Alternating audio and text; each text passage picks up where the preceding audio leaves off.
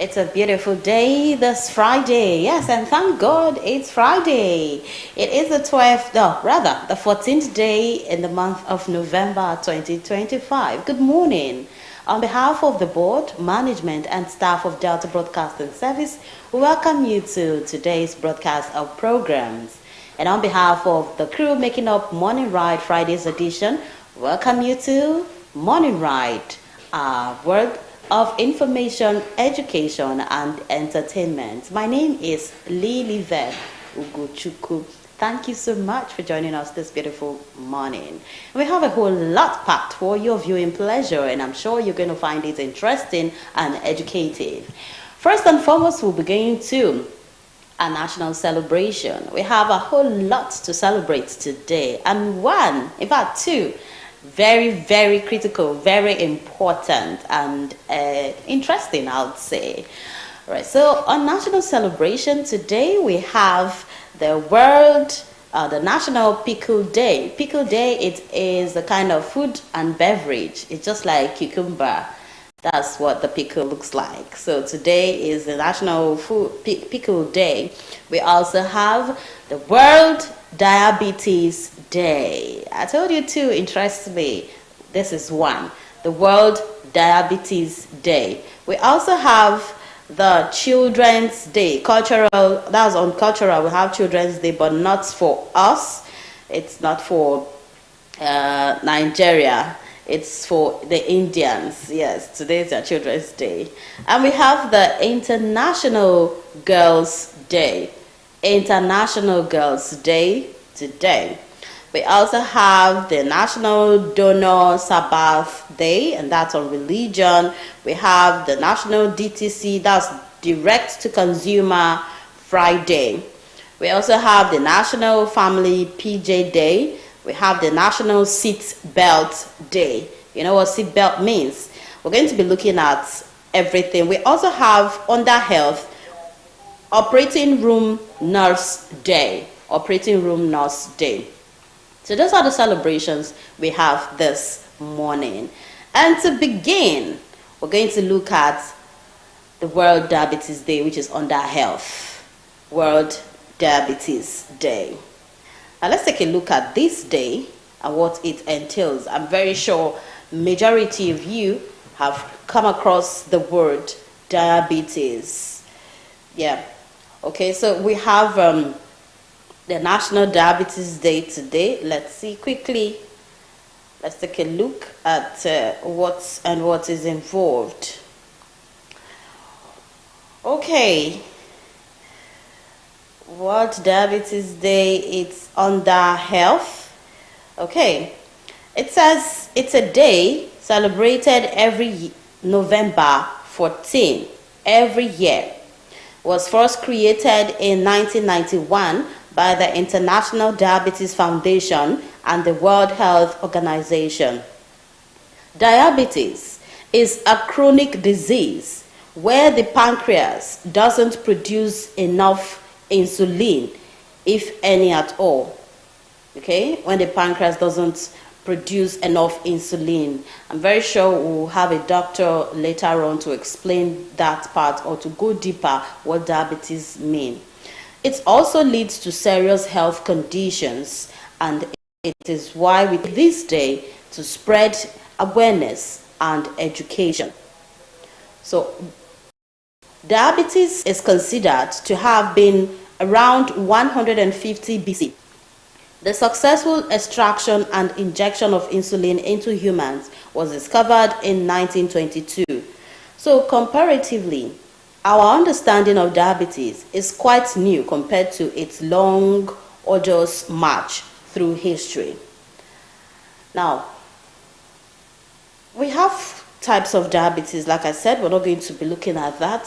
When the doctor comes, we'll be taking we'll be taking further insights on World Diabetes Day. Our next celebration we'll be looking at is the International Girls' Day. International Girls' Day, not the Girl Child Day. It's different from the Girl Child Day. So International Girls' Day is specially commemorated on November 14 to encourage all kinds of interests that girls have, and also to inspire them to follow their dreams. It's to inspire girls to follow their dreams. So on this note, we would like to help girls from around the world live a better life with help of education and to learn more about this day. So if you're a girl out there or you have a girl child, you need to celebrate that girl child, make that girl child to believe in themselves. As a girl, you need to believe in yourself. Okay, you need to believe in yourself. It's very, very important. Now, International Girls Day have activities lined up. You can partake. You can do that within your environment. You can do that the comfort of your zone. So the first step to celebrate the International Girls Day, that's I'm talking about the activities lined up. The first step to do on International Girls Day, do something out of the box. Think out of the box. Do something naturally that you don't do, like it's not common. Okay? Do something new. Do something spectacular. Think outside the box. Go for a hike. Celebrate yourself as a girl. Celebrate yourself as a girl. You know, sometimes I tell myself that I'm too proud. I'm so happy that I'm a girl. If I were to be a man, a boy, I don't know how I would have, moved or lived. But you see some men saying, oh, I'm happy that I'm a man. Some boys will say, I'm happy that I'm a boy. Okay, but for me, I'll say I'm happy that I'm a girl. I'm very happy that I'm a girl. Sometimes you see all these boys, they want to transgender into becoming a girl. That's to say girls are really special. Alright, so you think outside the box, or you do things outside the box, things like going for a hike. Most of you have not hiked once in your life. I remember when I used to hike, climb mountains. It's fun. It used to be very interesting, but you have to be careful. So you can go for a hike, join a new club, host a dinner for your girlfriends. That's one part I'm very good at. Hosting my girlfriends. Yes, so you can host a dinner for your girlfriends, or lunch rather, and then learn something. Just do something you haven't done before. Do something that you haven't even thought about doing, something new. Okay, so that's it. Step out of your comfort zone. Another thing you can do, one of the activities to do on this day, is to share your issues. Most girls have issues. They have things bothering them. Come together with your girls from your class, your neighborhood, and share common gender-related issues. Lend a sympathetic ear and encourage other girls to voice their opinions. Most girls bottle up things a lot, like they keep things inside. They bottle up things. They go through a lot, and a lot is going through them, but they don't have the courage to speak to their folks or their parents, people in the house, their family members. But they can speak to you, they can talk to you. Do you know girls confide more in their fellow girls? When you go to secondary schools, you see the way they have this clique, girls having clique, and they discuss a whole lot amongst them. They talk about their problems. They help each other. I find that a lot in secondary schools. So you too can think about doing that. Organize a girl club.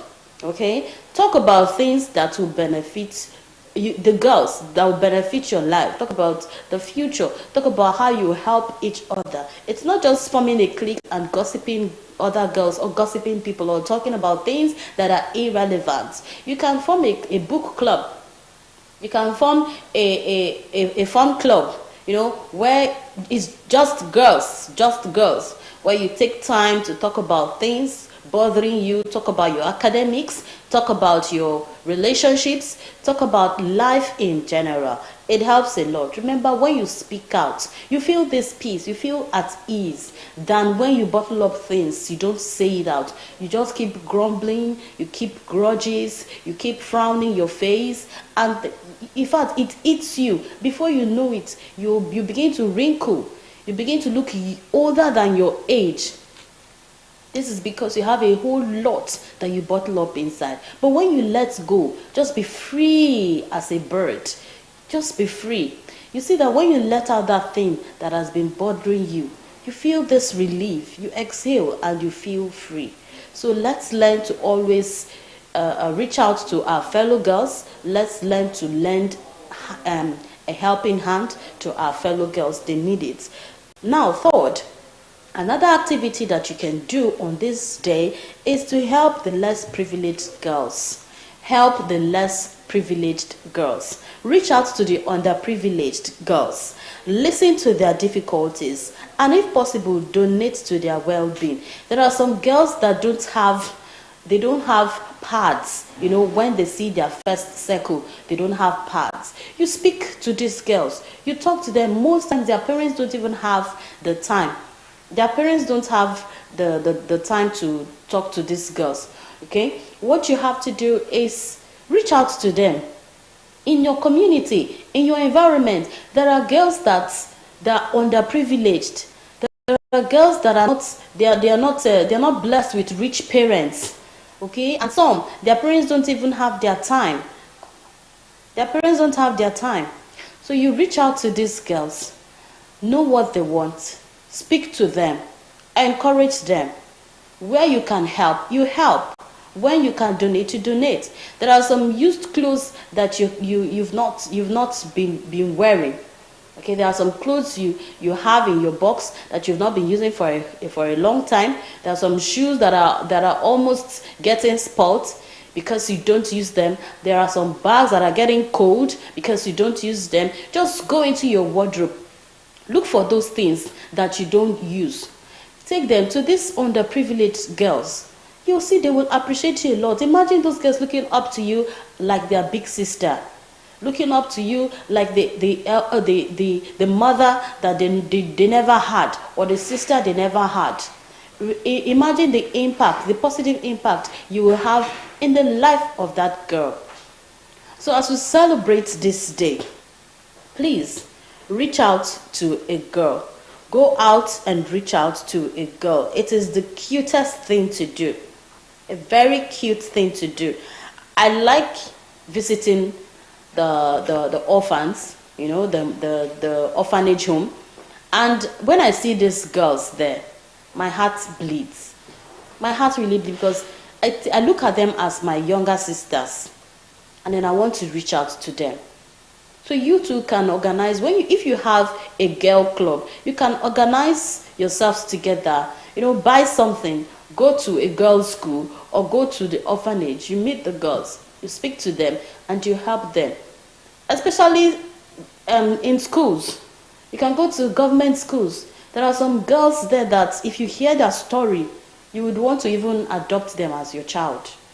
So go out there and reach out to one of those girls. They need your help. They need you. Even more than you need yourself. They really need you. Okay, so that's it on the International Girl. Now we're going to look at the National Seat Belt Day. National Seat Belt Day. Seat belt is very important. In fact, right now in Delta, even in FCT, in other places I want to believe, but these are the places that I have visited, FCT, and I know how serious they take it. National Seatbelt Day. You have to wear your seatbelt. If I get into a car, the first thing I do is to grab my seatbelt and I lock myself. Because while I was living over there, it was just like a normal thing in life. It's just like you wearing your slippers or wearing your dress. That's how seatbelt is. You must use your seatbelt. The very first thing you do when you enter your car, before you even start your ignition, you use your seatbelt. But now when you go to other places, you see that they don't use their seatbelt. And when they are apprehended by the enforcement agency, you see people begging. The seatbelt is not for them. It is for you to stay safe.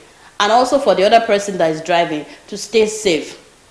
Both you, the driver, and the passenger, you have to use your seatbelt. Even when you put your kids at the back, your children, you tuck them there, use the seatbelt on them as well. Thankfully, we have vehicles now that have seatbelts both in front and behind. So use your seatbelt. Now let's look at the National Seatbelt Day. It's observed annually on November 14.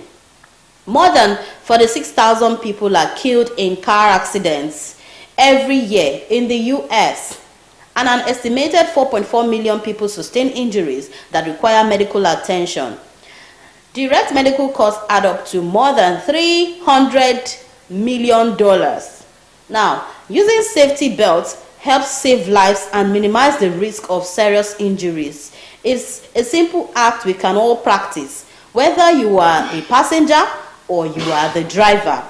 National Seatbelt Day was created to raise awareness and encourage people to wear seat belts. So please, I am recommending seat belts for you. If you know you don't use seat belts, start using seat belts today. Let us save ourselves and save the people you're carrying. Now, a little bit of the history of seat belts. Seat belts have been around since the 19th century. Edward J. Claghorn received the first U.S. patent for safety belts, but his design was not intended for cars. In the 1930s, physicians recommended lap belts in their vehicles and suggested manufacturers do the same in their models. Lap belts were used in public transport like streetcars, preventing passengers from flying out of their seats during accidents. That was when it started. It was designed for public vehicles, but now we have it in our private vehicles. So as we go about our daily activities today, you that is a car owner and you that also jump into a car, please, when you jump in, remember to put on your seat belts, and that's safety. All right, those are the national celebrations we have today, being the 14th of November. We'll go on a very quick break. When we return, it will be time for our next sport. Stay with us.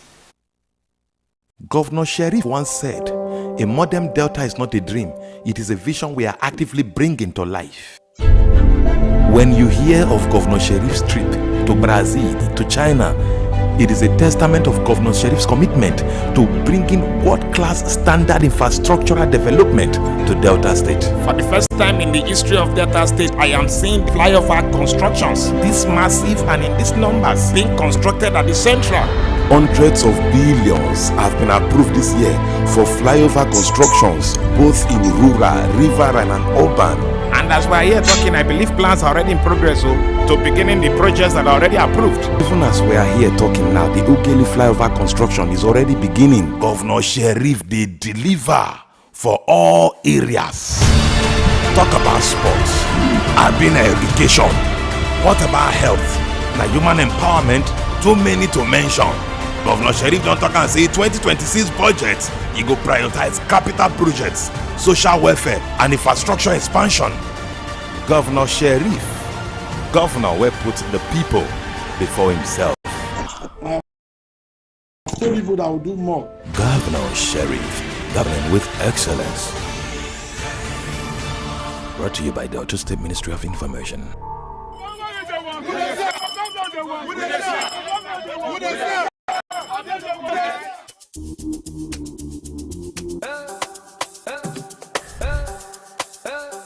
Alpha Delta people, in less than 22 months, Governor Borowori don show say im promise not be plenty talk with the full basket, not be cho with a more agenda, meaningful development, opportunity for all, realistic reforms, and enhanced peace and security. Progress don burst out everywhere. Im don upgrade over 500 roads, initiate over 300 new ones, and build T bridges wey dey connect our communities. Every day when I dey reach here, my spirit dey jump, my morale dey high, because this bridge never tell for Warri. This sheriff talk well. Julius Berger is the high sheriff. Yes. For education, over 3,000 teachers and support staff don join, and schools don dey get better shine. I really want to say the government have done a good job providing us with these new buildings, because we lack lecture or white food to the government. For the health sector, 1 billion naira, you dey hear wetin I dey talk? 1 billion naira don burst out our health insurance. Hospitals don dey get better modern equipment, and new health colleges don open. Every day, changes dey happen for Delta State. For agriculture, 1 billion naira intervention fund dey help our farmers to produce better food. Make we not even begin to dey talk about empowerment wey dey sup for the state. Sheriff don touch over 250,000 lives for the state. Our administration is fully committed to what government expected to do for its people, which is to empower them to overcome the challenges of life and enable them to achieve their full means of happiness. Everybody no go lack for his life, his generation no go lack. As he remember me, remember my daughter today, may God remember her. He go come again, we go see follow him again. Our hard-working civil servants also dey enjoy support, and for our security agencies they don get 66 security vehicles when our governor don say make e enter the road, make e protect people for the street. Thank you for the support that you have been giving to the police command and other security agencies in the state. Nkodo just dey go round every sector to make sure say everywhere palash. Make una know say this one na proof say Governor Oborevwori dey talk the talk, he dey do the work, and na man wey dey win award sef up and down. We are giving you these awards as the most all-inclusive governor of the year 2025. This na sign say im dey bring hope and progress for every corner for Delta State. Make we join hand celebrate our leader wey truly dey make Delta State dey shine.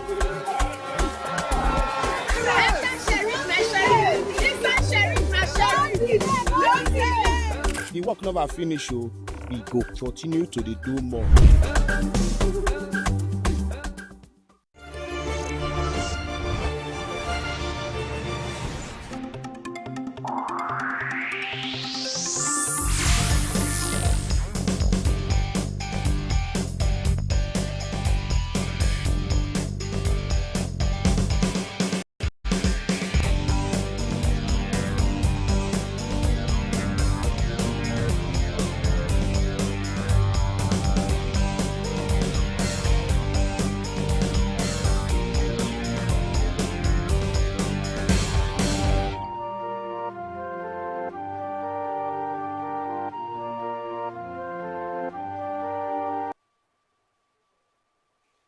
Welcome back. It's time now for an interview segment where we'll be delving into the critical issue of waste management and its profound impact on public health. As our communities grow, the challenge of managing waste becomes even more urgent. Poor waste disposal practices can lead to environmental contamination, the spread of diseases, and long-term health problems for populations. Today we explore how effective waste management not only keeps our surroundings clean, but plays a vital role in safeguarding public health. Stay with us as we uncover the connections between waste management practices and their effects on the well-being of individuals and communities. And to help us unpack all of this is our guest, who is a lecturer with Admiralty University and also an entrepreneurship facilitator and business owner, in the person of Mr. Augustine Okolobi, and he will be shining the spotlight on the topic healthy environments, healthy lives, the impact of waste management on public health. Good morning and welcome, Mr. Okolobi. Good morning, Mr. Okolobi. Good morning. It's good to have you. And you too. Yes, so now the topic healthy environments, healthy lives, the impact of waste management on public health.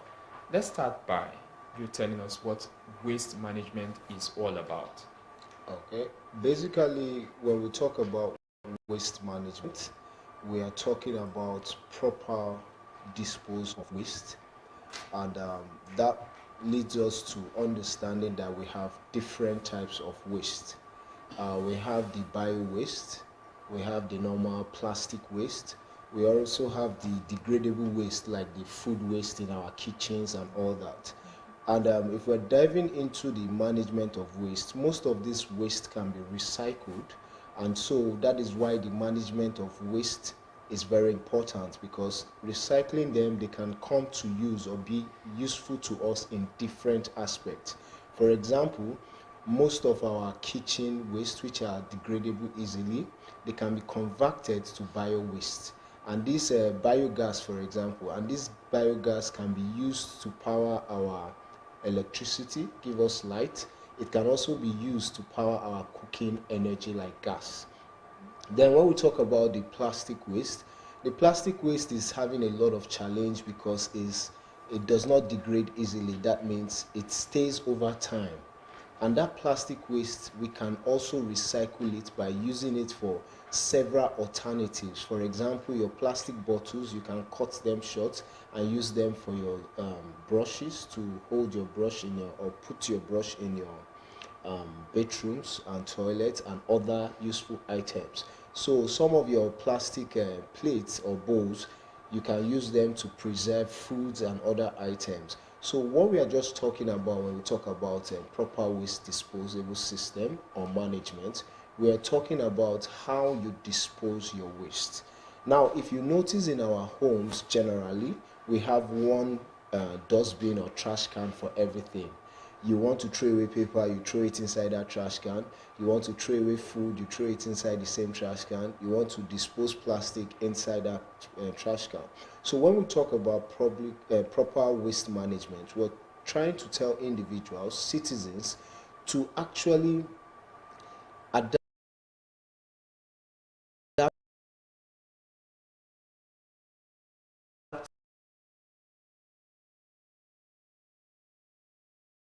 a proper way to them and properly dispose others. Like the presenter just said, waste is now becoming a problem to the society generally. Like if you pass the main road or the roadside, you see where they dump huge waste at the center of the road. If you go towards, as if you're living at Sabah and went to approaching Oko towards Onitsha, you find lumps of waste and these things start smelling. So what's the problem there? The problem is there's no proper waste management, and this waste management needs to be disposed properly, because at the end of the day it becomes hazardous to our health. How?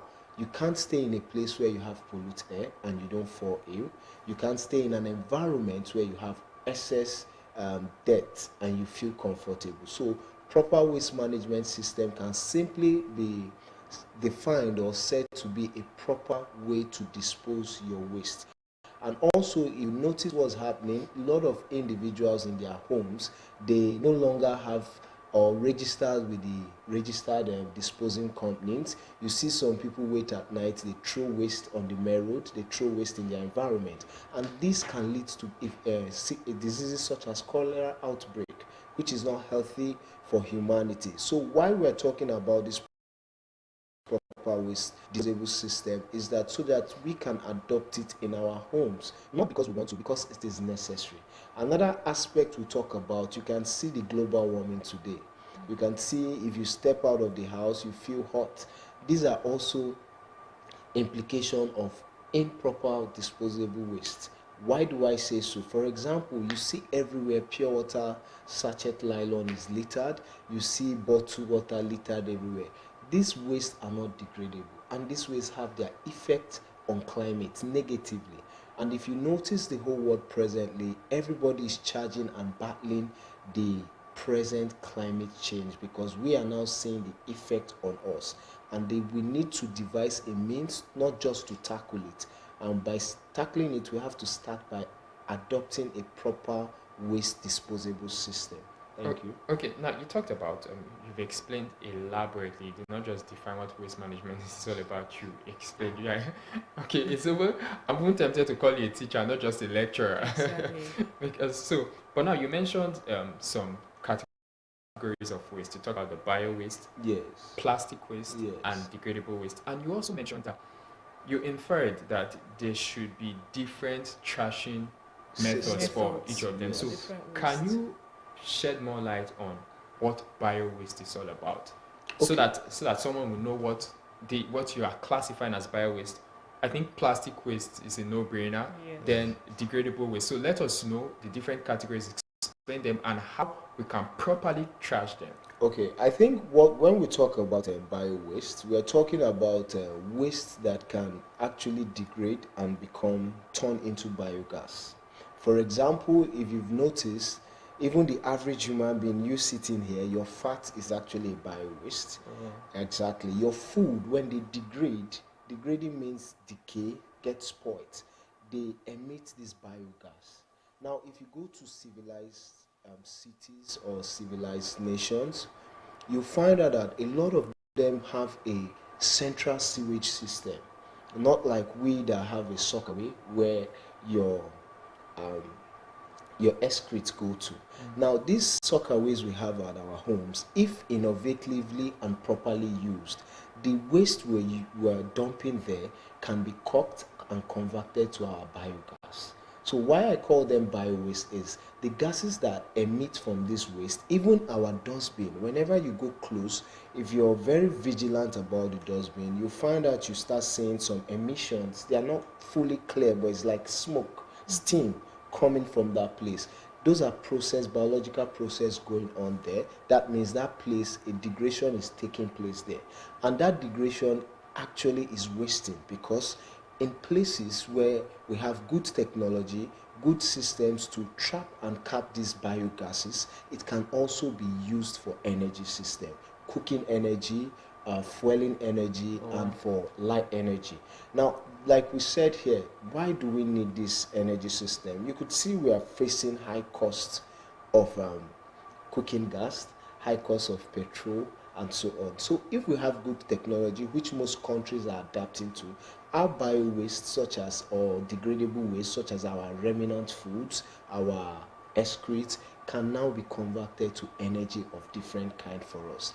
Then that's why I expounded on this, is because the degradable waste are food waste, their end result becomes biogas. And the bio-waste I'm talking of, they are biological waste, such as foods, all them foods, trees, plants, because when they drop or when they die, they get to degrade, they get to go back. Some end up becoming manure, some end up becoming for manure for plants to grow. So you could see that most living things, apart from man, both plants and food, once they degrade, they are supposed to be used alternatively.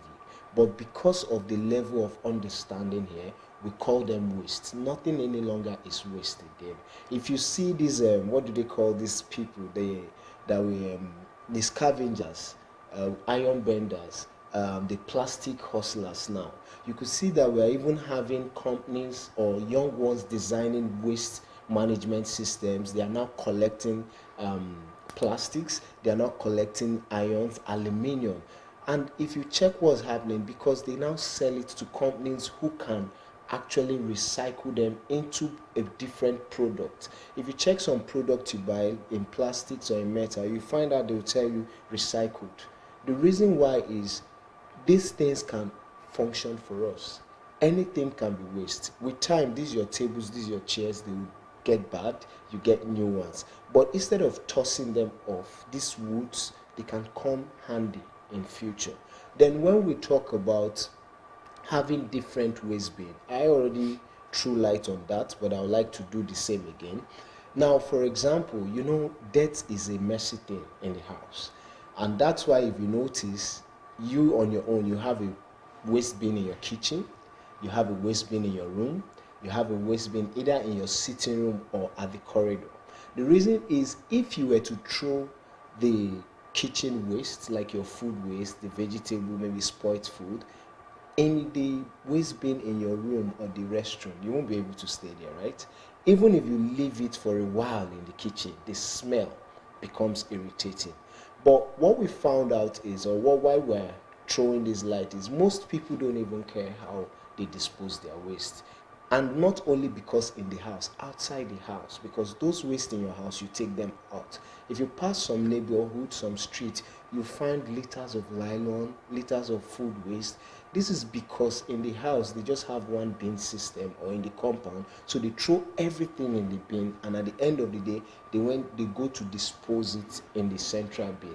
And the people coming to pack it, or the company coming to pack everything, if these companies don't pack them properly, they litter on the floor and they end up becoming bad for the environment, like they smell a lot. So you need different waste systems so that you can throw your plastic, throw your food elsewhere, and throw other items somewhere else. Thank you. Okay, so I want to ask things like hazardous waste, like electronics, batteries, extensions. You know, there's a way you dispose these things, and in your mind, you've gotten rid of them because you don't need it. But in the environment where you've disposed it, most especially batteries, you find that as spoiled batteries has this liquid that comes out of it. So how do we properly dispose these electronics so that they don't become a hazard to others, you know? Yeah, that like we were just saying now, for example, let's say you have your kitchen bin and probably you have kids at home or your spouse are with you, and you instruct them that please can we restrict this the kitchen bin to just food or degradable waste. And probably in the sitting room and in the rooms, you can advise your children or your spouse that if batteries get damaged, why not we tie them properly in a nylon bag and dispose them properly. Now for the juice or the chemical that comes out of it, it's not even good for our soil. Yes, it's not good. Wow. And for kids around, like you said, now you can have batteries just tossed in your house. If you check some apartments, it's always like that. Once you have batteries, you just fling them. But the point is, you can have kids that will play with that, and that liquid will dent the kid's hand. And you know, children, they might decide to touch their lips or lick it, and that will become a serious problem for that. For hazardous waste, very important for us to properly dispose them, like batteries and electronics. Even the shawl we use, the body spray, yes, the deodorants, you know those containers, they are explosive. Yes, I was going to go there. They are explosive. So if someone decides, people that tend to burn their waste themselves, yes, they do that. When you throw such waste to the general bin and they want to burn it, you notice that over time, even bottles, you see them explode, boom, boom. The reason is that such waste are not supposed to be burned in the first place. Such waste are supposed to be disposed properly. Then the companies who are into waste disposing will sort this out. And that's why if you're going towards Ibuzo Asaba, Asaba Ibuzo or Gwashugu Road, you find the Delta State Waste Management system or company there by the left, I think. Now what you notice is when these companies take this waste from this place to that place, then the experts, the employees there will start sorting the waste out. They know the right one to burn, they know the proper ways to actually dispose or destroy this waste. But the average citizens will just put them in the dustbin, burn them. So we are just trying to reach out to the public to have a proper waste disposable management system. Thank you. Okay, now talking about the healthy environment. Now you've talked about how wastes can be managed and how we should go about it. So can you now start talking about the impact of not aligning with proper waste management?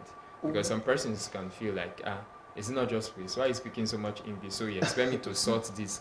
Like, even some people, they find it weird that you are even breaking it down. I want to believe that. They find it weird that you're breaking that you have more than one waste bin in your kitchen, your living room, your this, that, and like. So can that viewer there understand the impact of not properly managing their waste? Well, one of the negative effect of poor waste management system is air pollution. Now, air pollution, it's not something we welcome. For example, if you're going towards Ogbogonogo, you'll find out that the air changes down there. The smell is different. You start perceiving waste smell. And why is it not good? This air pollution might lead to cholera. Cholera is not an illness that is welcome in a society because it's also airborne. So which means it can be spread and is also waterborne disease. It can spread from one person to the other. So when we talk about negative effect of improper waste disposable system, it comes back to us humanity. One, another example is it has negative effects on the environment. For example, you can see littering the environment. A dirty environment is not a welcome environment. Minus the air pollution, you can see by the side of the roadside. I always use Ogbogonogo for example, and also if you're heading towards Kuka, You find dirty nylon littering everywhere, the atmosphere having offensive smell. Now, this is not just because of the smell alone. This is a smell. We consume this air by breathing it. So this air is already polluted. So it has negative effect on our body. This can lead to health challenges for us. So that's why I want us to understand that first, the environment needs to be clean for us to be stable as human beings, for us to be healthy. A dirty environment is not somewhere anybody will want to stay. For example, your studio is well clean and it's smelling well. That's why all of us can be comfortable here.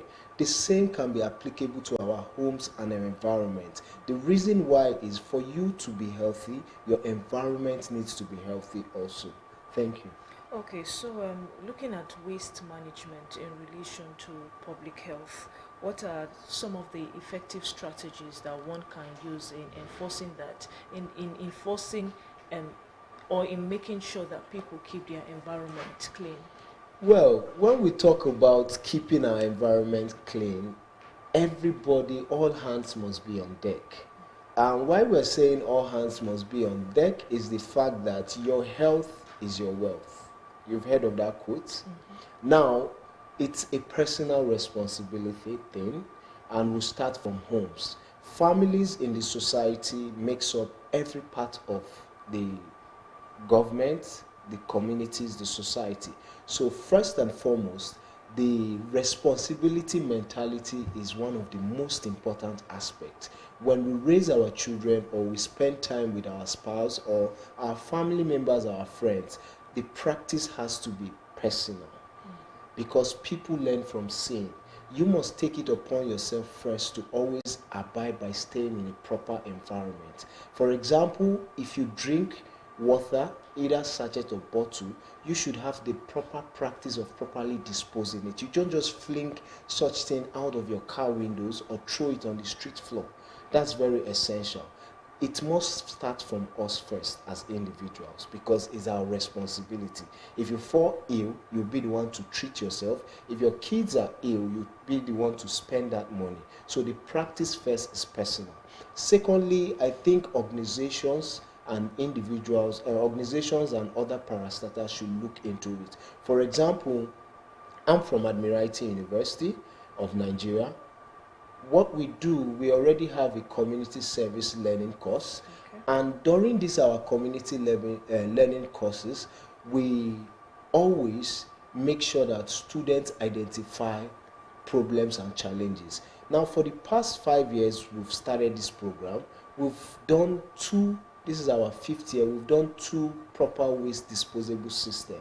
I think 2 years ago, we did one where we had to clean Ibuzo Ashike market, we cleaned Ogbogonogo market, we also cleaned Ogwashuku General Hospital. The students also sensitized them concerning proper waste disposable system and healthy hygiene.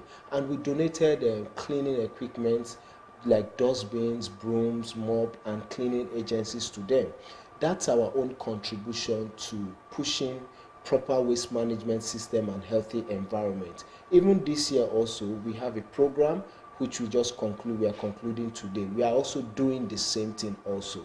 We made public health very important for us, that we made accessibility to hospital equipment to Ibuzo General Hospital, Ogwashuku General Hospital, and waste disposable equipment also. So what we are saying is institutions to wake up, parastatals should wake up, but the most important is organization and individuals. Individuals need to wake up and take this waste disposable system personal. And finally, when we talk about policies, we all know in Nigeria that policies has to do with the government. And the government will always make policies. And if you notice also, there are policies because we have environmental days. Now we need the policies enforcers to make sure that these environmental days are actually upheld. The practices are done. But like you know, government will put policies, enforcer will enforce, but individual will is what is ultimate. So we are appealing to citizens, families, to adopt the responsibility mentality when it comes to proper waste management or waste disposal system. All right, thank you so much. I think it's okay to leave it at that. You've said a whole lot this morning on healthy environments, healthy lives, the impact of waste management on public health. Thank you very much, Mr. Augustine Okolobi, a lecturer from Admiralty University and an entrepreneurship facilitator and business owner. Thank you for sharing your wealth of knowledge with us. Perpetua, before we go. I'll borrow some of what Mr. Okolobi said. So health is wealth. Keep your environment clean. Happy New Month in advance. All right, that's it on today's episode of The Morning Ride. Thank you so much for being with us. It's the last day of the month of February. It's about 2 months down in the year 2025. So if you have set goals for the year and you are yet to get to it, now is the time to start. On behalf of the production crew, it is I, Ogaga Ekama, thanking you so much for your time. See you next week.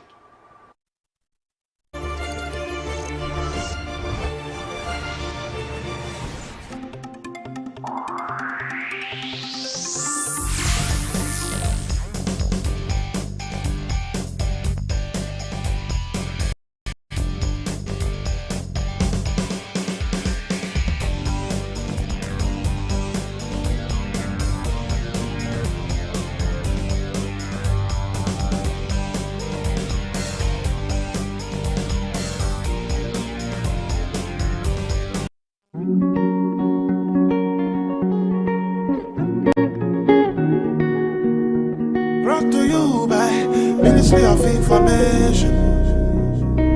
Delta from glory to glory. Mama Rukewe, what do you want to so? I want to throw it dirty inside gutter. Water go carry am flow go. No, now throw it dirty where? Government go take care of that one now. Who be the government? Now me and you? No be governor, Sheriff. For some months now, Delta State government don't they go around, they clear drainages so that water could they get free flow. And now our responsibility not to block waterways. Delta, make we keep Delta clean. I see better, it better for you and me. One love, not throw it dirty for street. True. Delta government, they do so much to protect Delta from flooding. Some days ago, for Anwen River, Delta government remove silt, debris, substances when they block flow of water, also deepen the water channels to prevent flooding. Now I know why. Take you and I get Delta. Governor Sheriff, they do storm water drainages. I see the better for you and for me. Different areas One for love, the states. not throw it dirty for God. Our governor Sheriff, he they create systems so that flooding no go affect our daily living for Delta State. No forget say where water they gather, mosquitoes they gather and it they lead to malaria. Make we support our government and making sure say waterways they free so that even our roads go last for us. Delta, Keep it Delta cleanery, make we keep Delta Brought clean. to you by Delta State Ministry of Information. I see better, it better for you and me. One love, not throw it dirty for street. Governor Sheriff once said, a modern Delta is not a dream, it is a vision we are actively bringing to life. When you hear of Governor Sheriff's trip to Brazil, to China, it is a testament of Governor Sheriff's commitment to bringing world-class standard infrastructural development to Delta State. For the first time in the history of Delta State, I am seeing flyover constructions this massive and in these numbers being constructed at the central. Hundreds of billions have been approved this year for flyover constructions, both in rural, riverine and urban. And as we are here talking, I believe plans are already in progress to beginning the projects that are already approved. Even as we are here talking now, the Ughelli flyover construction is already beginning. Governor Sheriff, they deliver for all areas. Talk about sports, urban education. What about health? Now human empowerment, too many to mention. Governor Sheriff don't talk and say 2026 budget, he go prioritize capital projects, social welfare and infrastructure expansion. Governor Sheriff, governor will put the people before himself. Remata. I have told people that I will do more. Governor Sheriff, governing with excellence. Brought to you by Delta State Ministry of Information.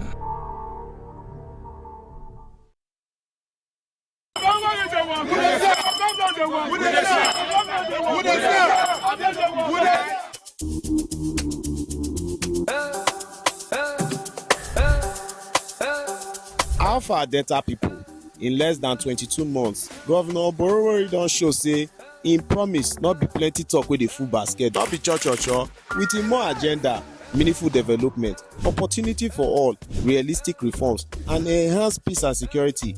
Progress don burst out everywhere. Im don upgrade over 500 roads, initiate over 300 new ones and build plenty bridges wey dey connect our communities.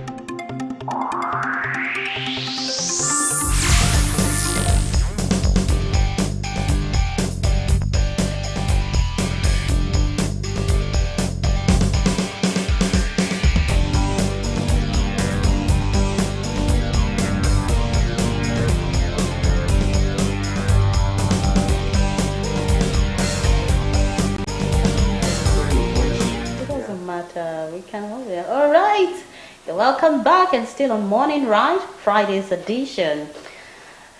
You know, today we are celebrating the National World Diabetes Day, and I told you in my opening that we were going to have a doctor who would come here and talk to us about diabetes, because health is wealth and you need to know a whole lot about diabetes. People just commonize it and think that, oh, it's not that serious of a sickness. But we're here to let you know that you need to really take care of your health, and you need to know a whole lot about diabetes. And on that note, I'd like you to join me as I welcome Dr. Victor Oti. He is a doctor with the Federal Medical Center, Asaba. Good morning, doctor. Good morning. Good to see you. Good to have you. Thank you very much. All right. Please, I really need to be having this kind of doctors take care of patients. You know, when you have this doctor assigned to you to take care of you, you get well by force. What is diabetes when Dr. Victor is there? Thank you so much. All right. So we're looking at diabetes now. What is diabetes? You know, for the benefit of those that don't know what it means, just explain to us what diabetes is. Okay, diabetes is a syndrome. So what I mean by a syndrome is that it is a collection of different things. But on a very general and very basic note, diabetes is a lot of sugar in your body. So much that the sugar is available in your body, but your muscles, your body tissues are not making use of the sugar, right? So it's in your blood, right? But it's not getting into your tissues, into the cells. So think of diabetes as excess sugar, right? It's excess and it's not going into where it should go in your body. And then because it's in your blood, it begins to cause a lot of trouble, and then it spirals into a lot of things. So that is what it is pretty much. All right. Just simply put, diabetes is just excess sugar in the body that is occupying space and not doing anything or going to the tissues that it's supposed to go to. Exactly. Now, when you see someone that has diabetes, how would you know? What are the symptoms of diabetes?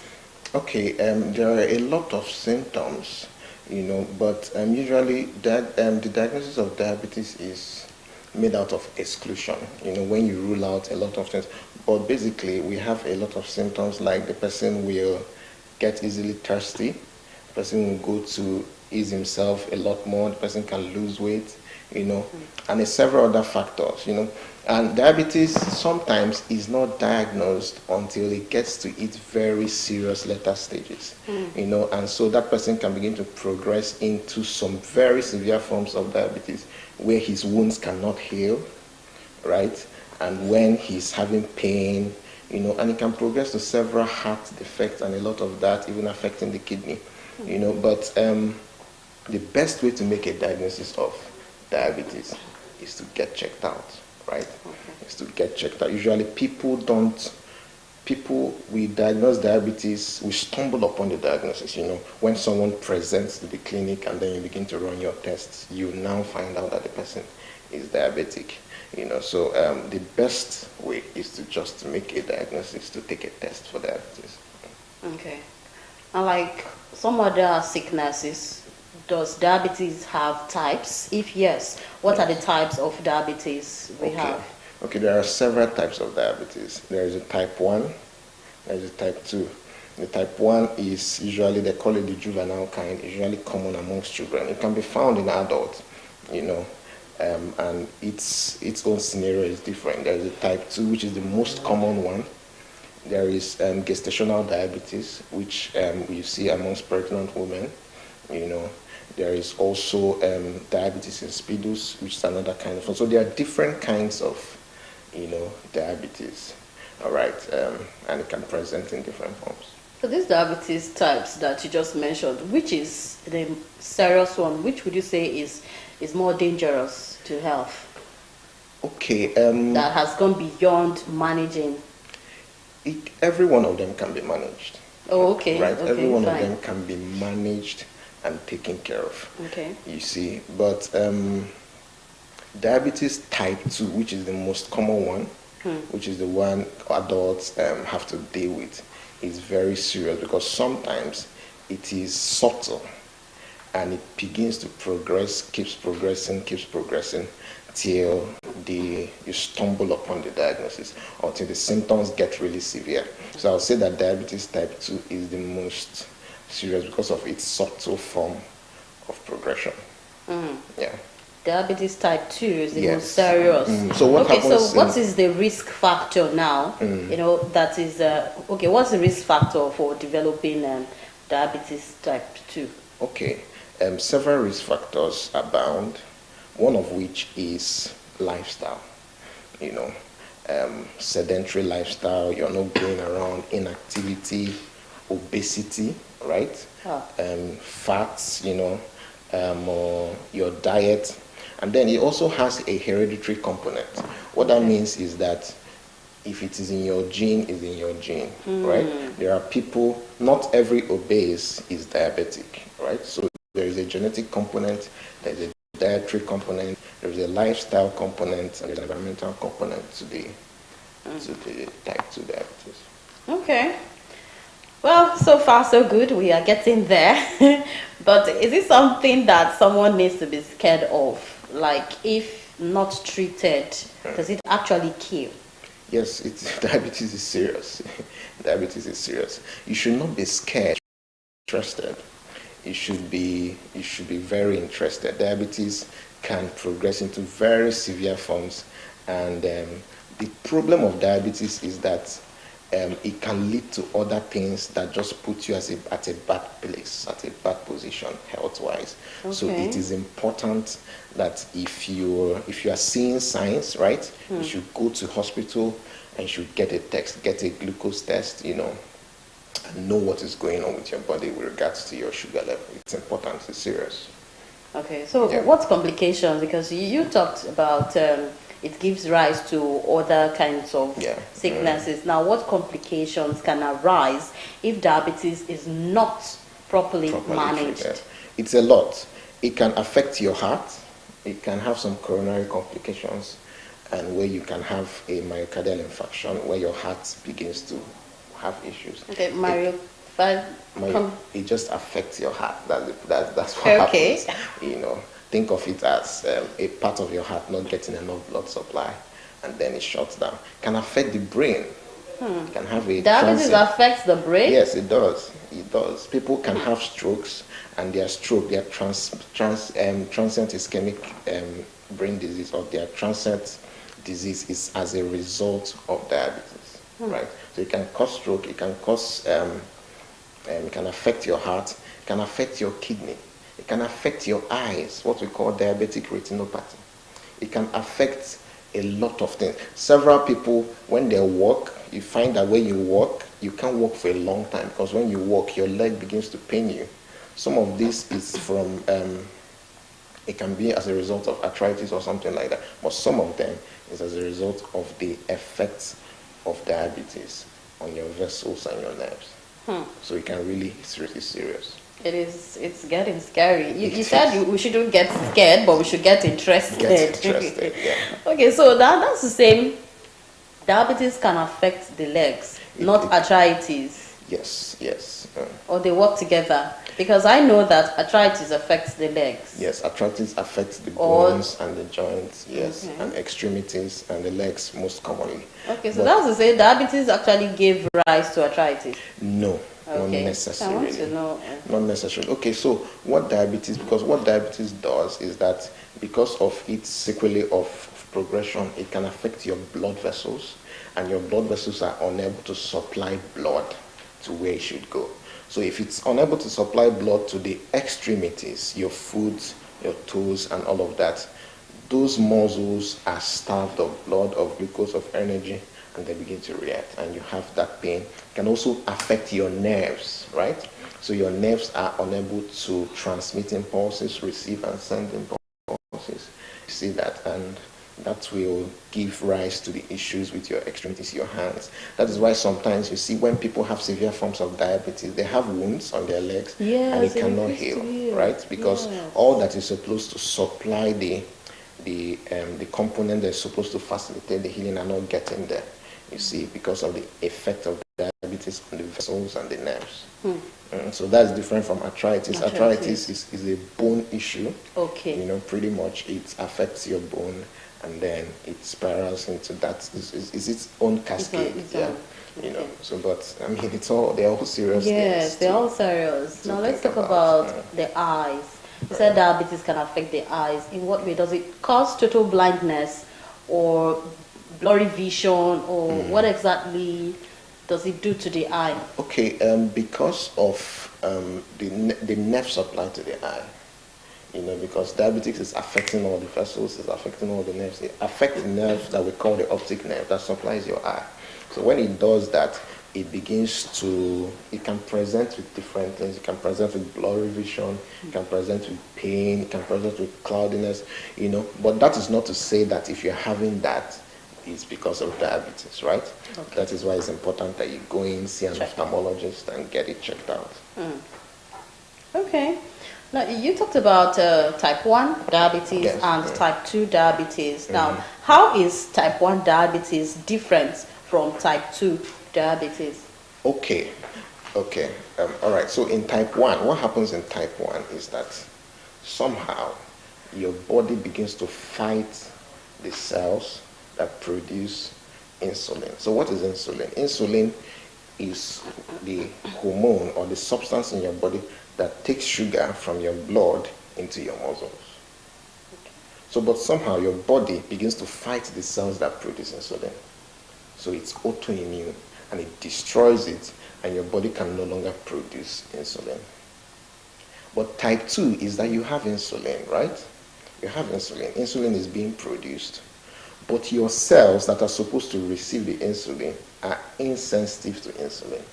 All right, so insulin is being produced, but your cells are not responding to insulin. Your tissues are not responding. So what happens is that your body is forced to produce more insulin to try to help, you see. But the problem is that your cells are not taking it in. And then what now happens is that the pancreas, which is responsible for producing the insulin, now begins to fail because it's trying to produce a lot of insulin. Although the insulin is not doing its work, it continues to produce and then it begins to fail. So in type 1, the cells that produce the insulin are being attacked. In type 2, insulin is produced, but it's not doing its job because the cells are not allowing it to do its job. Yeah. Wow. Diabetes is really deep. It is.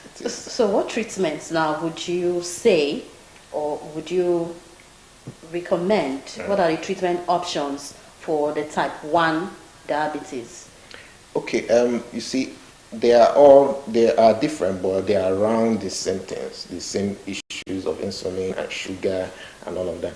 So I'll just say that the person should just come into the hospital and see the doctor. All right, it's a lot of things. Management of diabetes will stem from lifestyle modification to diet modification and to targeted therapy when we begin to give some drugs. All right, some drugs that help the production of insulin, some drugs that will help to allow your cells taking insulin. You see that? So it's a lot of things. It's dependent on the situation, the peculiar situation. We look at you, we see what is going on, and then we address it. Okay.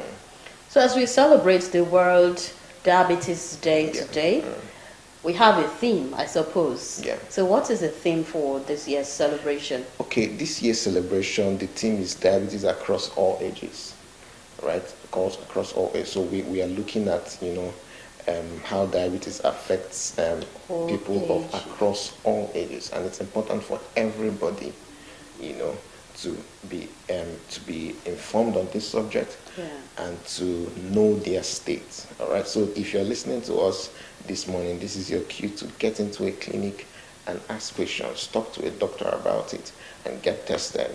Okay, and see what is going on. Okay, get tested and see what is going on. Know your diabetes status. Okay, so what's lifestyle? Because I want to believe that our lifestyle also attributes or also tells or contributes to what we pass through health-wise. So what lifestyle changes can help manage type 2 diabetes? For those that have type 2 diabetes, what lifestyle changes do you advise that they should emulate? Okay, exercise. Exercise is very important, right?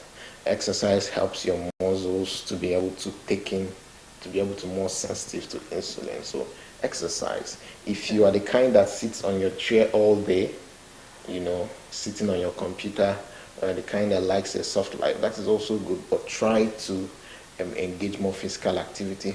Also diet modifications. Avoid refined carbohydrates, take a lot of protein, take a lot of vegetables and fruits, you see, and all that. So exercise, you see, and then your diet is important. Avoid alcohol, and stick to natural foods, right?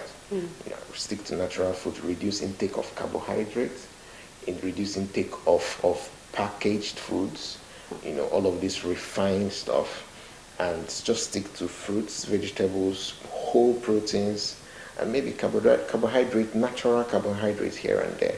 But make sure your diet is whole, and then make sure you engage a lot of physical activity. Hit the gym, get a subscription, begin to run about, begin to cycle, if you can swim, whatever you have to do to keep your muscles active and your tissues up and running. Yeah. Okay.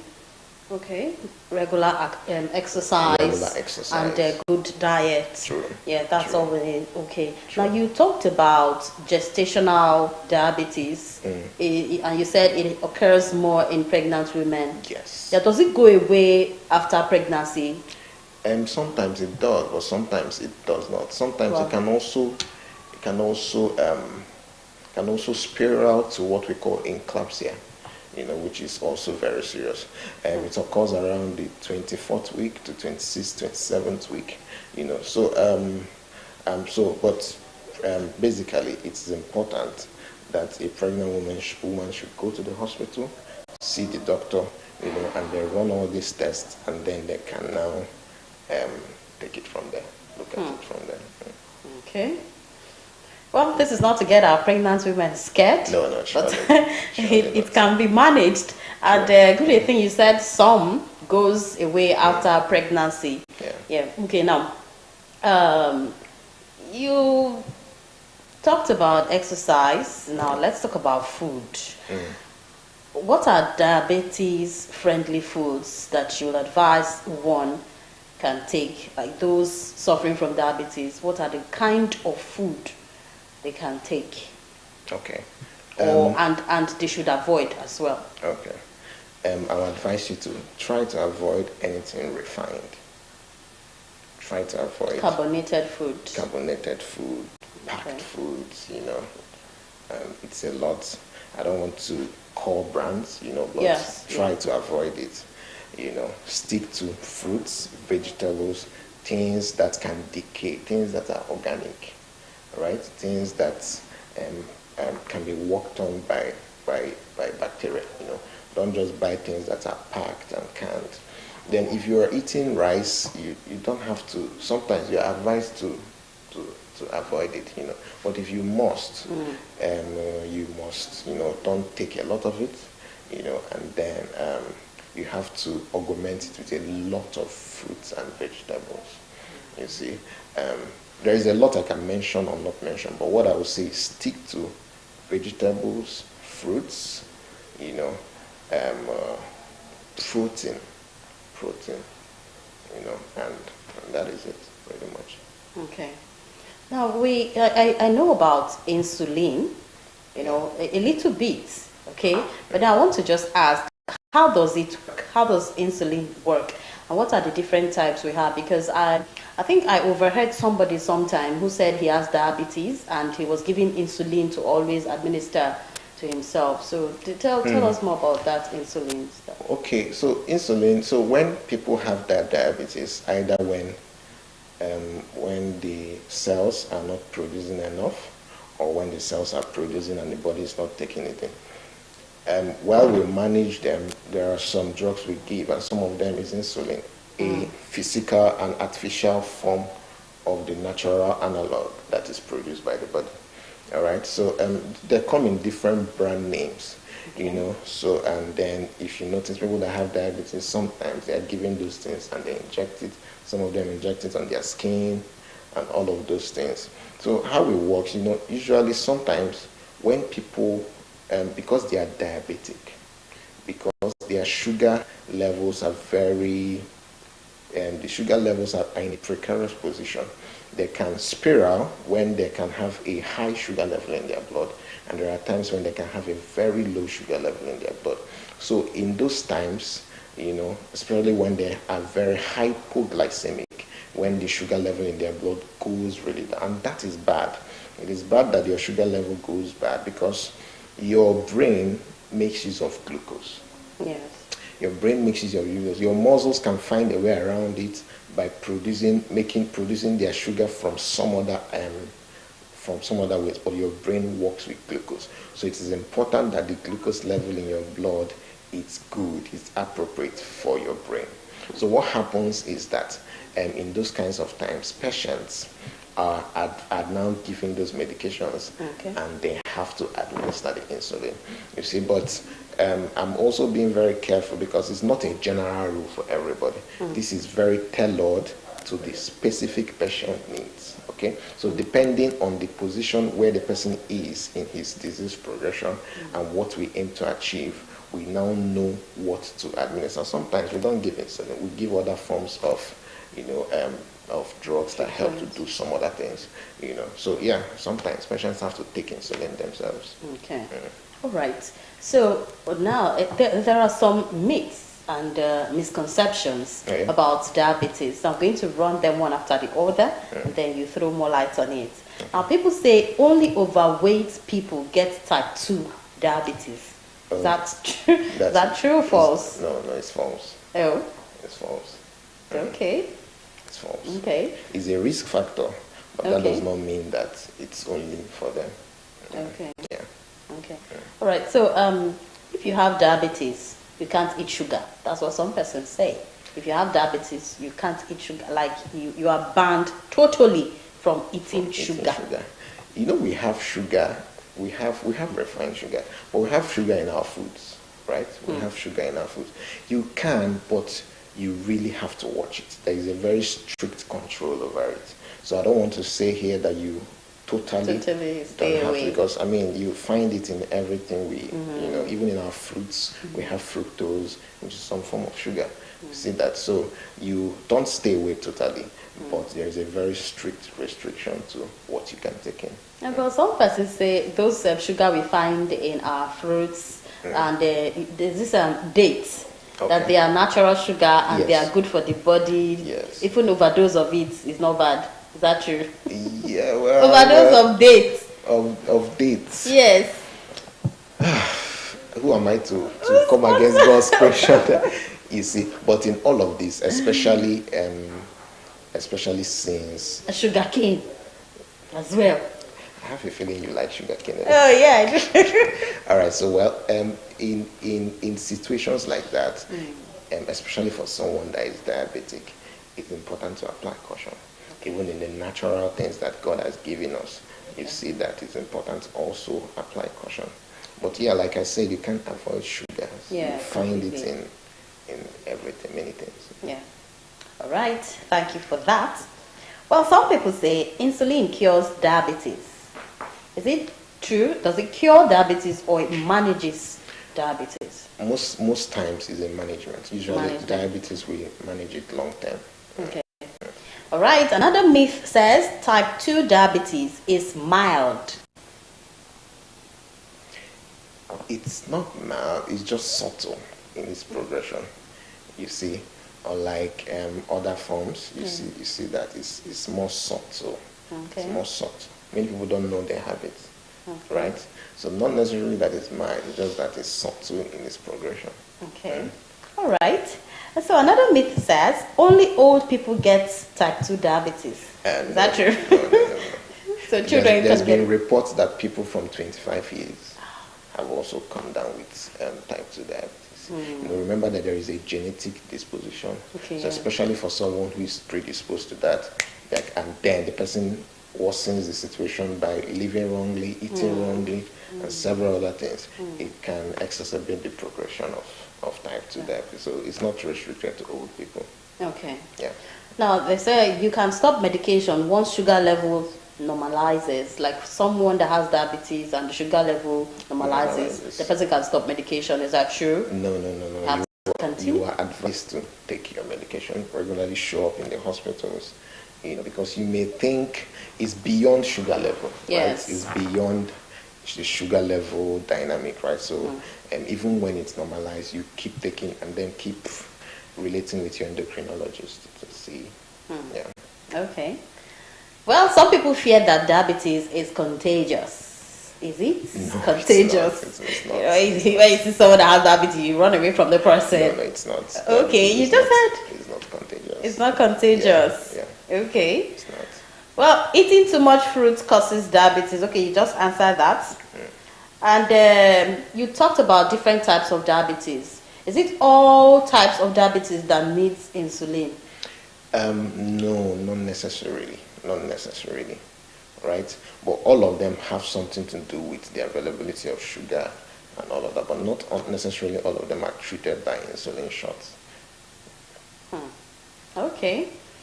And someone says exercise is dangerous for diabetic patients. Exercise is not dangerous for diabetic patients. It's beneficial for diabetic patients. You know, I mean, in moderation, right? But exercise always outweighs, the benefit always outweighs the risks. If in any way, it's always beneficial. Okay. Is it to do too much of exercise or not much of Just exercise? Adequate. You don't have to train like you're going for war, you know, but you have to do one or two. You have to apply yourself, right? If you can hit the gym 4 times a week or 3 times a week, As a lady, you can get a skipping rope and skip for 30 minutes. You can do a 30-minute morning run. You see that you can get a dumbbell, 10 kg dumbbell in your house and lift it. You know, something to just keep you up and running. Something to just consistently do. Yeah. Okay. All right, let me go back again to gestational diabetes in pregnant women. Yeah. Now, when the women have this diabetes, does it affect the child in their tummy?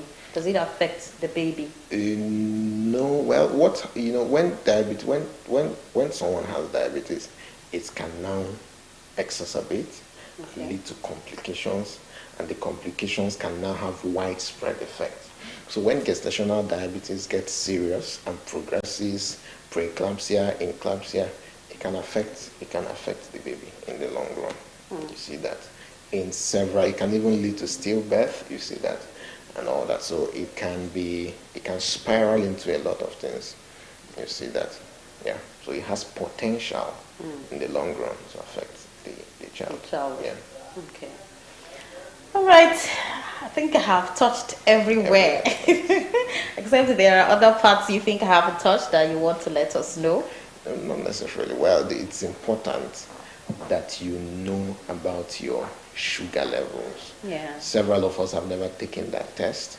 So if you are listening to us now, this is your cue to go into the hospital, go to a clinic, see a doctor, and get tested. You know, there is the fasting blood sugar that you take in the morning before having breakfast, and there is the random sugar level that you take if you've had breakfast. So go and get tested and know your status. Many people are walking around, they are pre-diabetic, they are diabetic, and they don't know. It's important that you go check it out. Okay. You talked about going to the hospital to get yourself tested.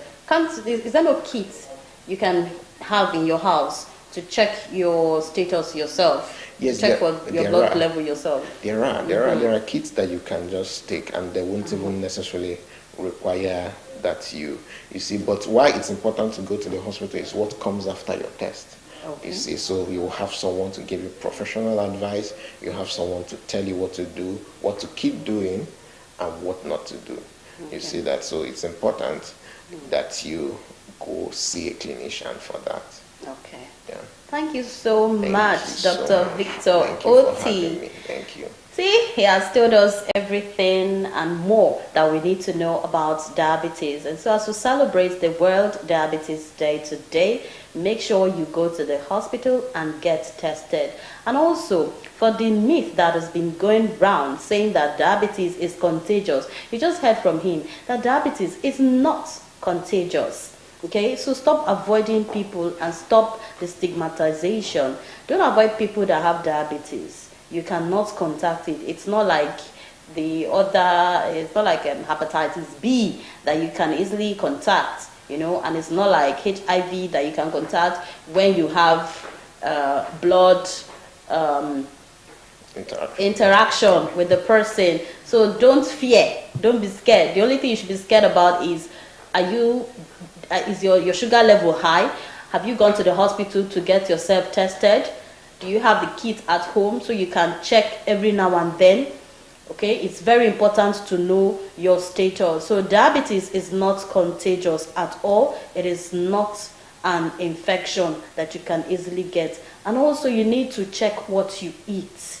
Check what you eat. It's very important. Avoid excess fat. Avoid canned food. Some persons cannot do without canned food.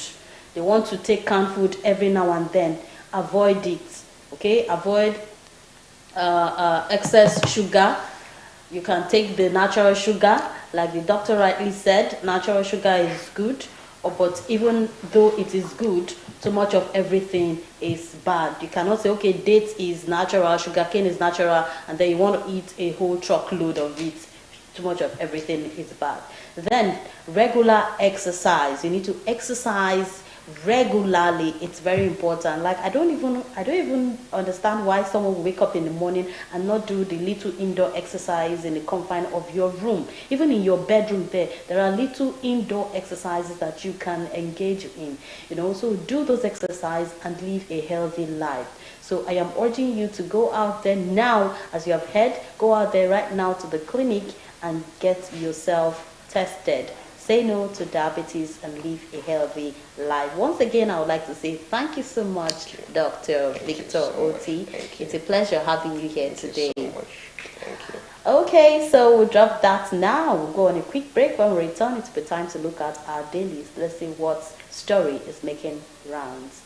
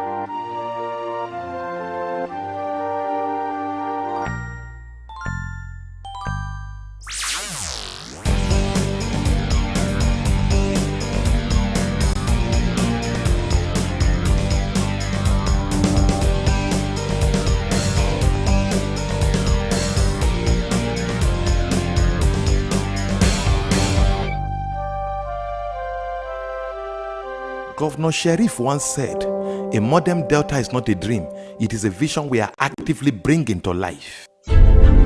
When you hear of Governor Sheriff's trip to Brazil, to China, it is a testament of Governor Sheriff's commitment to bringing world-class standard infrastructural development to Delta State. For the first time in the history of Delta State, I am seeing flyover constructions, this massive and in these numbers, being constructed at the central. Hundreds of billions have been approved this year for flyover constructions, both in rural, river and urban. And as we are here talking, I believe plans are already in progress to beginning the projects that are already approved. Even as we are here talking now, the Ughelli flyover construction is already beginning. Governor Sheriff, they deliver for all areas. Talk about sports, urban education. What about health? Like human empowerment, too many to mention. Governor Sheriff don't talk and say 2026 budget, he go prioritize capital projects, social welfare and infrastructure expansion. Governor Sheriff, governor will put the people before himself. Remata. I have told people that I will do more. Governor Sheriff, governing with excellence.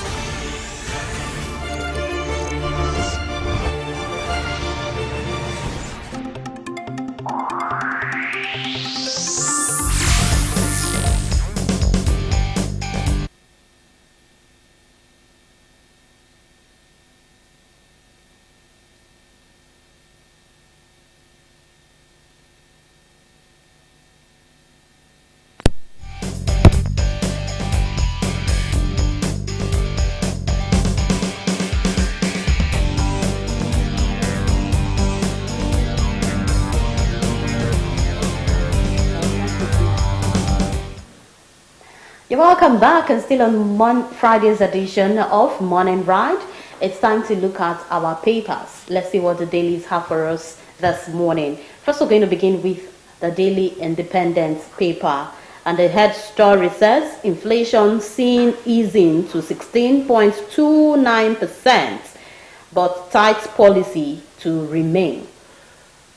And then we have suspension of 15% fuel import duty viewed as timely economic relief. That's the bottom strip. Also, Tinubu praises Super Eagles over 4-1 defeat of Gabon. Wow, congratulations to Super Eagles.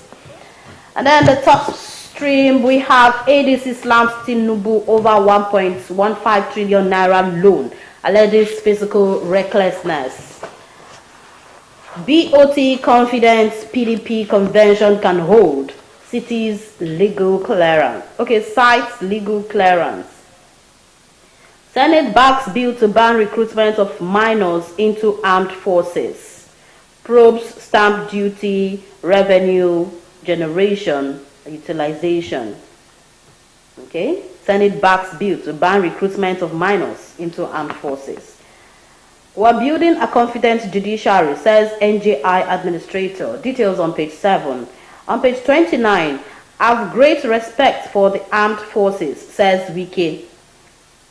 Also on page 6, we have, again, FG insists, no threats to religious freedom in Nigeria.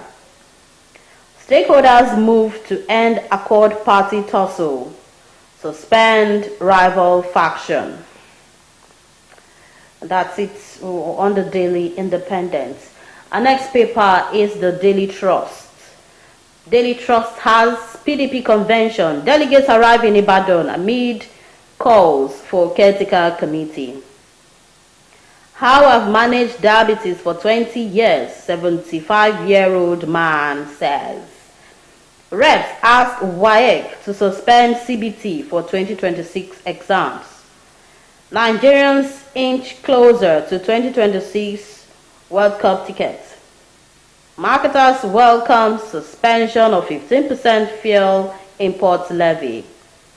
Gombe State Governor Inuwa Yahaya presents 2026 budget proposal for 535.69 billion naira, tagged budget of consolidation to State Assembly. All right, budget of consolidation, that's okay. Our next paper is the New Telegraph. Wike versus naval officer, insults to officer, insults to nation. This according to General Irabo. You can find details on pages 2 and 3. Rather says uniform represents state's authority. Nobody in Nigeria above rule of law, Wike insists. Senator Kalu calls for caution in appointment of military chiefs. All right, the top story, we have AMCON officials and lawyers face contempt charges for alleged contravention of court orders. FG holds proposed 15% import tariff on fuel and diesel. Some people want PDP dead now to resurrect in 2031, and this according to Wabara. Ultra-processed foods linked to diabetes risk in young adults, and this according to study. Page 5 says Nigeria needs value-based communication strategy, and this according to the federal government. Nigeria, one of the hungriest nations on earth, and this according to Obi. Details on page 2. The writer says poverty level higher than India and China. The Vanguard newspaper is next. No religious persecution, genocide in Nigeria, according to Idris and Tuga. The writer says PFN asked Trump to support Tinubu against insecurity, rejects military threats. Trump echoed what Nigerians of good conscience have been saying, and this is according to Peter Obi. Details on page 5. Osimhen shoots Super Eagles past Gabon, and that's on sports. Details on page 21, where we have Nigeria 4 and Gabon 1. AMCON officials and lawyers face alleged contempt charges for contravention of court orders. And that's it on the Vanguard. The Nigerian Tribune is next. I have respect for military, but abhor lawlessness. This according to Wiki. Details on page 2. The writer says FCT minister carrying out his statutory responsibilities, but Falana. Ex-CDS Irabo faults Wiki's action. FG halts planned 15% import duty on petrol and diesel. Page 22. Troops foil abduction of 74 NYSC members in Borno State. How misinformation on capital gains tax sparked 4.6 trillion naira market loss. That's on page 12. NCP approves BPE move to cede AFAM power plants to Transcorp Power Consortium. PDP seeks to join Bayelsa governor's suits against moves to impeach him. And then we have under health, chronic kidney disease is now ninth leading cause of death globally. And this is according to a Lancet study. And that's it on the Nigerian Tribune. The Guardian is next. Victims bear scars, endure trauma as law remains on paper. And this is according to the Anti-Torture Act at 8. Passengers stranded after train breaks down in Kaduna. Tax burden on airlines threatens aviation sector, operator warns. AU chief dismisses genocide claims as Obi task editors on nation building. Confusion, crisis swirl around PDP convention amid conflicting court orders. ADC says fresh 1.15 trillion naira loan exposes Tinubu's addiction to reckless debt. And we have Senate considers bill subjecting military conventions to court review. ASU may resume full-blown strike on November 21 over selective implementation of parts. Nigeria supplied 12.6 million barrels to Dangote, says NMDPRA. And finally, on The Guardian, enforcement of expired ex parte orders against Nestor unlawful. All right, and that's it. The Nation is next. Sakari writes of PDP convention. AMCON officials, lawyers face contempt charges for alleged contravention of court orders. And that's it on the Nation newspaper. And we have President Tinubu congratulating Fayose on his 65th birthday. Next is the Punch. The Punch newspaper, Ibadan Convention, PDP delegates arrive amid Saraki's cancellation move. PDP delegates arrive amid Saraki's cancellation move. National Assembly ships WAEC CBT adoption in 2030. Genocide interview, don't panic, Piers Morgan tells Tuga.